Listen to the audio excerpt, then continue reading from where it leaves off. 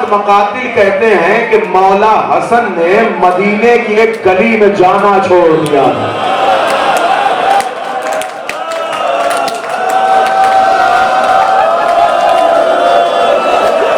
किसी ने हजरत से पूछा कि हजरत आप उस गली से नहीं गुजरते? का जब मैं उस गली से गुजरता हूं मुझे मेरी अम्मा के ऊपर होता हुआ जुल्म याद आया।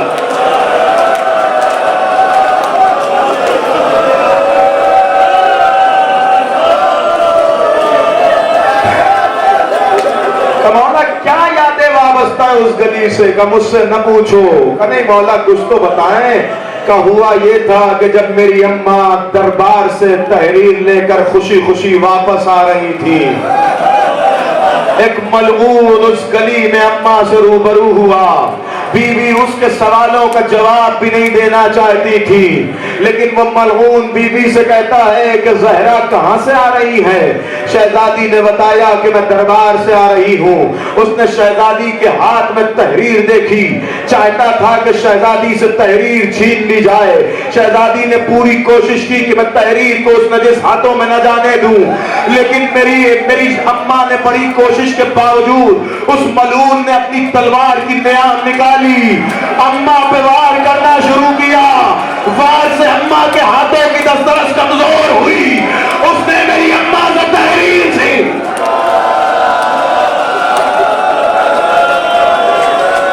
नहीं, शायद आप मंजर तक नहीं पहुंचे। अरे मुझे लगता है जैसे ज़हरा से तहरीर छीनी गई थी, वैसे ही करबला में ज़ैनब के सर से चादर थी। अजरुकुम अल्लाह, अजरुकुम अल्लाह। वैसे ही ज़हरा ज़हरा के सर से चादर छीनी गई। मौला फरमाते हैं कि मेरी अम्मा की आवाज़ गिरिया बुलंद हुई। आवाज़ गिरिया का बुलंद होना था कि उस गली में चंद औरतें जमा होने लगी। वो मलऊन इब्न मलऊन, वो खबीस इब्न खबीस, वो जालिम इब्न जालिम।